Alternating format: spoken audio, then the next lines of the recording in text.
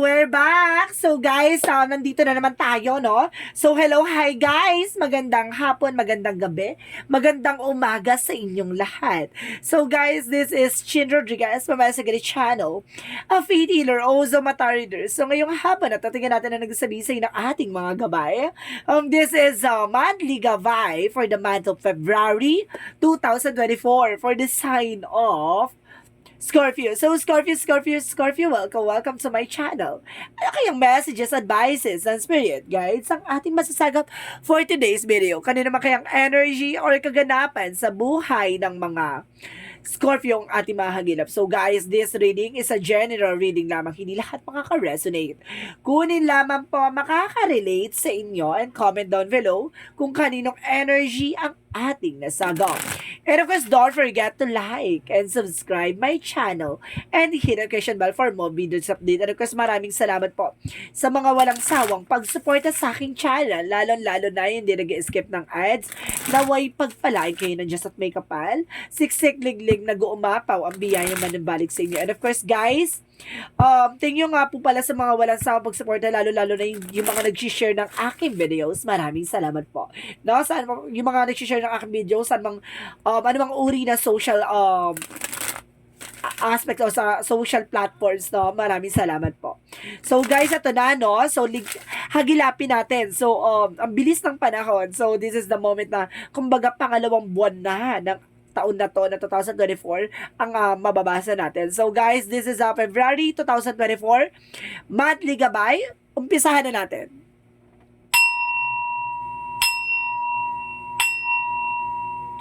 Angel Spirit Guides, give me an information.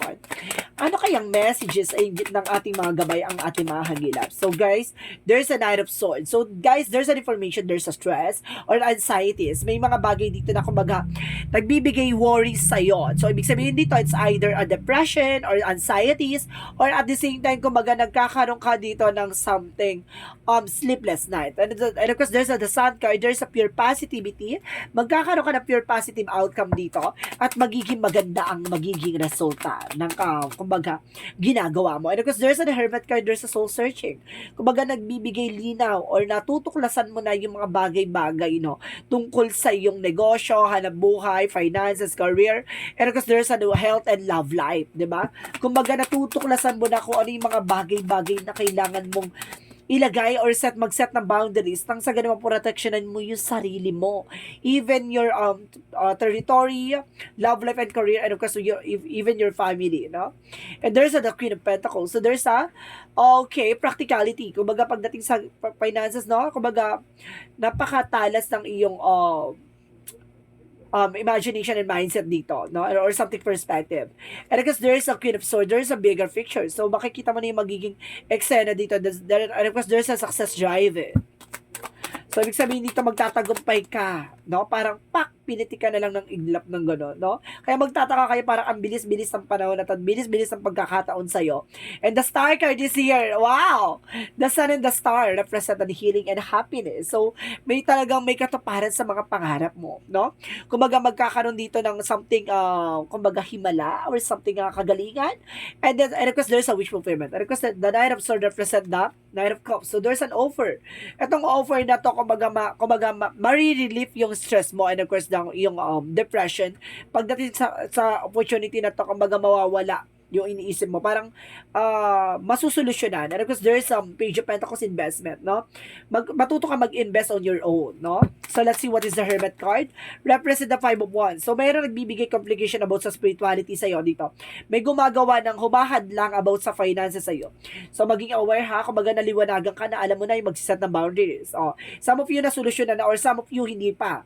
The Five of Wands is the complications and competitors. No, maraming tao sa paligid mo na ginagawa ka ng black magic para, 'di ba, malasin, patumalin or something, pamagalin ang pasok ng pera sa iyo. Because there's a Ten of Cups, so there's a wish fulfillment. So may mga bagay na matutupad na dito na magdadala sa iyo ng kaligayahan, no? And because there's a Page of Cups, no? So ibig sabihin tama yung hinala mo, tama yung intuition mo, makinig ka sa inner voice mo. So let's see what is the star card. Represent the Queen of Cups, no? Magkakaroon ka na ng healing, double clarification. There's an healing dito. Ibig sabihin, pagagalingin ka sa iyong karamdaman. So let's see what is the Nine of Cups. And of course, the Nine of Cups and of course, the Nine of Swords. So there's a Knight of Wands. So there's a slow and steady, no? Kumalma ka, no? Panatiling kalmado sa lahat ng mga desisyon, sa lahat ng mga plano.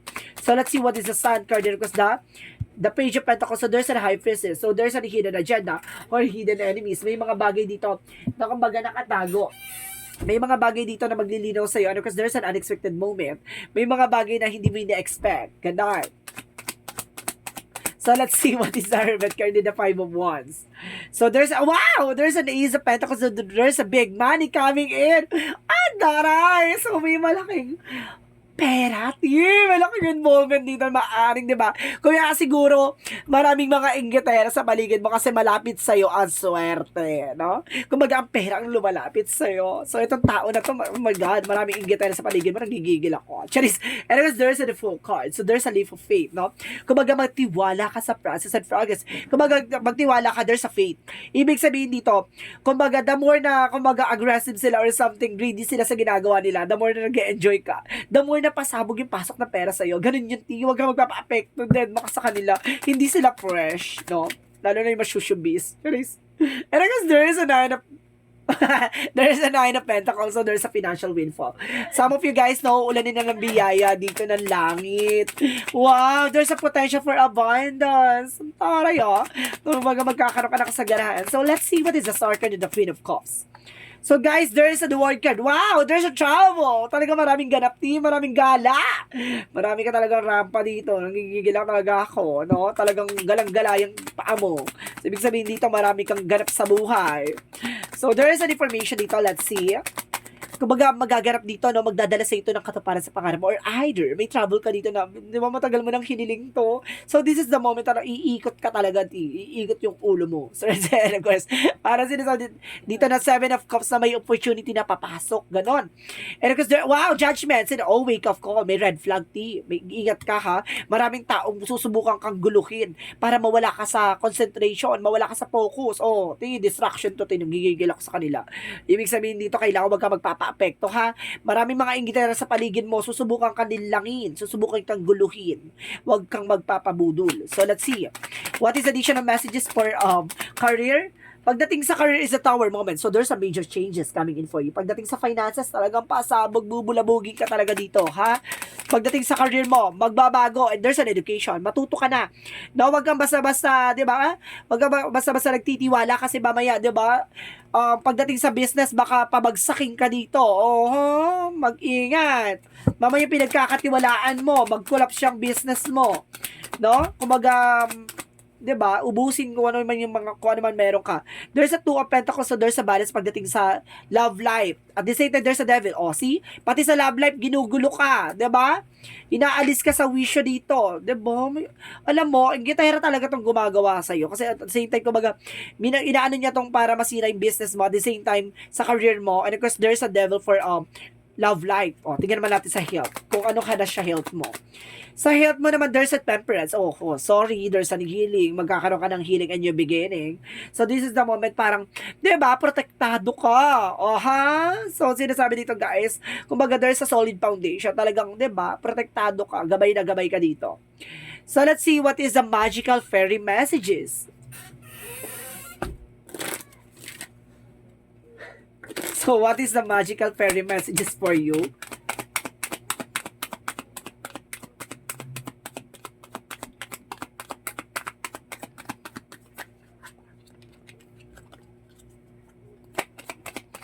Let's see what is the magical fairy messages.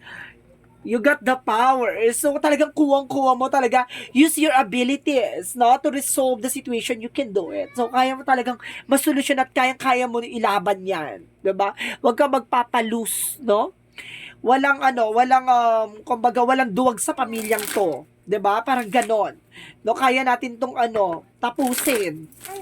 So, let's see what is the Yin and Yang Oracle card. So there's a deception and temptation, no? Kumbaga, dahil daan sa mga kagagawa na yan, kumbaga, ang pasok ng pera sa iyo maganda eh. Kumbaga, there's a temptation, kumbaga, natukso sila. 'Di ba? Dahil sa inggit or something, dahil sa, 'di ba? O greedy, ganon. And of course, there's an information by that law. See, there's a limitation. Dapat alam mo kung ano yung magiging limitation mo. There's a pero, ngayon nakakaramdam ka na ng takot. O, see, ibig sabihin, magkaroon ka na ng distansya sa kanila. And there's a fake it. So, I told you, di ba? Nagbabalat kayo, no? There's a belief, no? Pinaniwala ka niya. So, let's see. Additional messages. There's a sun card because there's a strength card empowerment. Ibig sabihin dito, kumbaga, nasa sayo pa rin yung something alas. So, ibig sabihin, nasa sayo pa rin desisyon kung pangahawakan mo, pangangalagaan o hayaan mo na lang bumagsak. Alin ka doon? So, let's see what is Arcangel Raphael. Messages for you.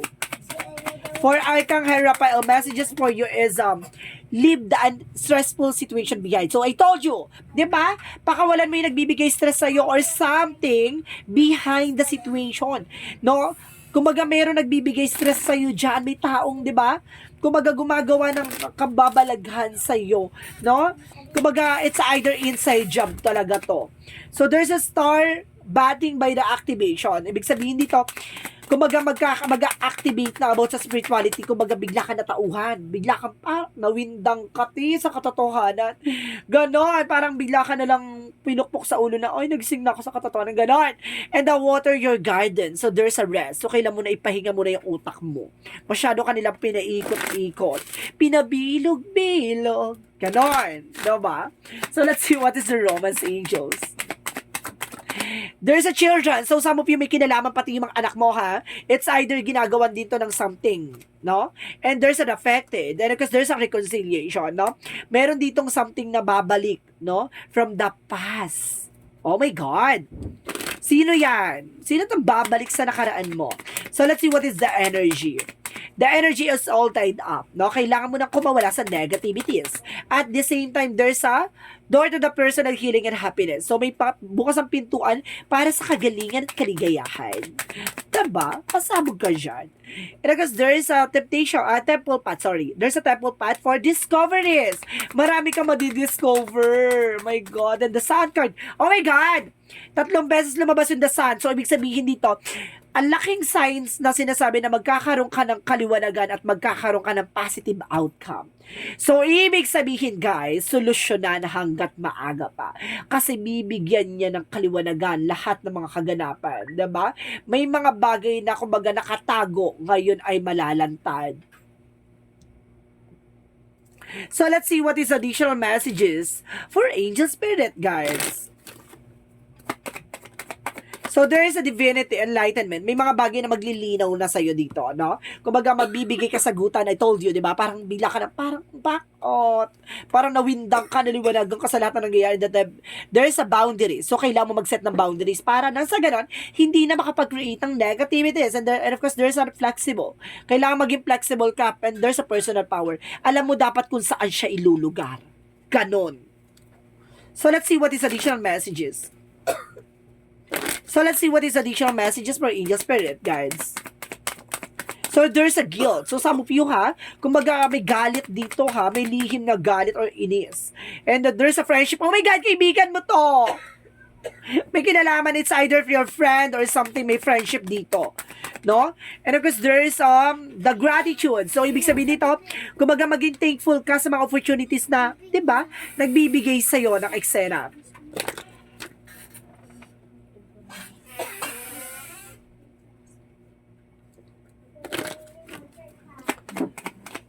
Kala ko may fishbowl.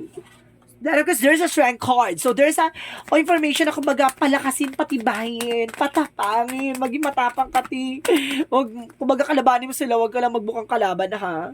And because there is a energy healing. So, ibig sabihin dito, ay my God! Ang laking possible to, ha? Kailangan nyo ng energy healing. So, kailangan nyo ng magpagamot. My God! Kasi may information dito na sinasabi na may gumagawa behind your back. No, there is an inside job talaga. There's a friendship involved. No? Ang laking inggit to sa'yo.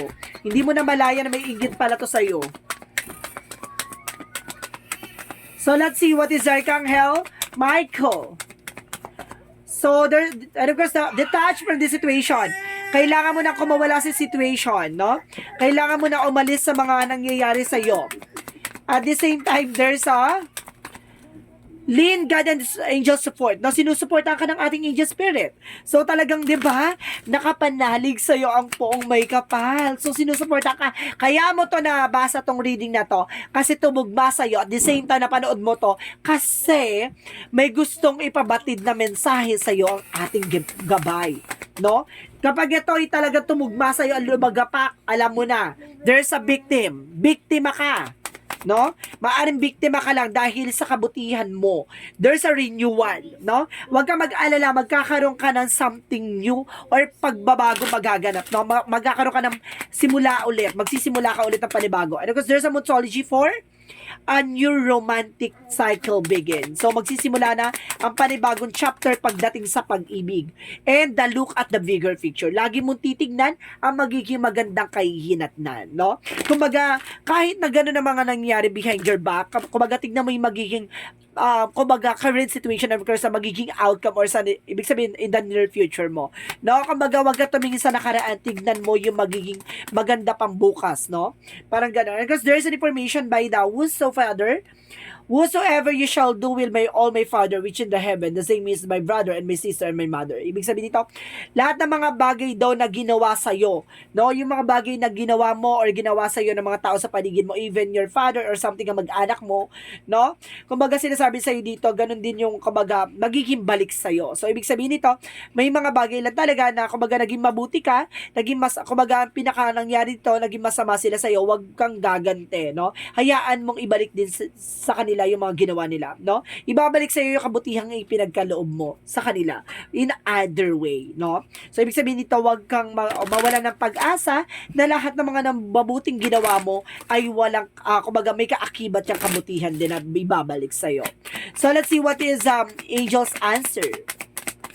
So, there's an abundance. Talaga may kumbaga, sige, nakikita mo yan, may kasaganahan. Diba? And, I told you, remain positive. Laging positibo ka sa lahat ng bagay. Diba? And there's a wait. Oh my God, there's a wait. There's more. Diba? Kailangan mo mag-antay. Hindi mo kailangan maging padalos-dalos sa mga kaganapan sa buhay mo. No, matuto ka mag-antay. So, let's see what is the angel's number. So, there is a 7. I am brilliant. So, ngayon, kumbaga, binibigyan ka ng katalinuhan, no? Binibigyan ka ng mga bagong kaisipan. Nang sa ganon, kumbaga, makapag-create ka ng something new or uniqueness na magbibigay sa'yo ng tagumpay, no? Sinasabi ng I am brilliant is your possess a very refined mind and deep urge to uncover life mysteries. Your ability is to require knowledge on both the spiritual informational and spiritual planes give you a greater awareness that most. So, ibig sabihin dito, guys, no? Bibigyan ka talaga ng katiluhan dito, no? Sa lahat ng aspeto. Nasa ganun, malaman mo yung magiging hakbangin mo at magiging daan tungo sa tagumpay mo. So, let's see. What is the messages of life? What is the messages of life? I am welcome. So, welcome dito, guys. I welcome life as it present itself to me. Today, I take each step on my path to fulfill with a good faith. I swim easily with the flow of life. I swim easily, embrace all the experiences that the universe bestows on me, even those that may prove challenging. I know all will fall into place for my greater good. So, lahat ng mga bagay na ito nangyayari sa magandang eksena at magandang, kumbaga, kahihinatnan ng sitwasyon, no? Maniwala at magtiwala, no? Kumbaga, lahat ng mga bagay na yan, ipagkakaloob sa'yo. May mga bagay lang talaga, no? Talagang sinusubok talaga ng temptation, no? Talaga minsan nadadala ng tukso yung mga tao sa paligid mo para lang makuha kung ano man ang meron ka, 'di ba? Ganun talaga, no? Kapag kumbaga, yan ang tuso talaga sa pagdating sa ang pera. So mag-ingat ka at proteksyonan mo ang grounds mo. So ibig sabihin nito, pangalagaan at protektahan mo ang sarili mo laban sa mga taong inggitera at ambisyosa. So this is a monthly gabay for the month of January 2024 for the sign of Scorpio. So, Scorpio, maraming salamat for this wonderful reading. So, and of course, guys, this reading is a general reading lamang. Hindi lahat makaka-resonate. Kunin lamang po makaka-relate sa inyo and comment down below kung kaninong energy ang ating nasagap. And of course, don't forget to like and subscribe my channel and hit notification bell for more videos update. And of course, maraming salamat sa mga nag-share ng aking video saan mang uri ng social platforms. Maraming salamat po. And of course, lalo na hindi nag-skip ng ads na way pagpalain kayo na Diyos at may kapalang siksik diglig na gumapaw. Ang biyaya man ang balik sa inyo. And of course, guys, maraming salamat and see you in the next video. Bye-bye and babush.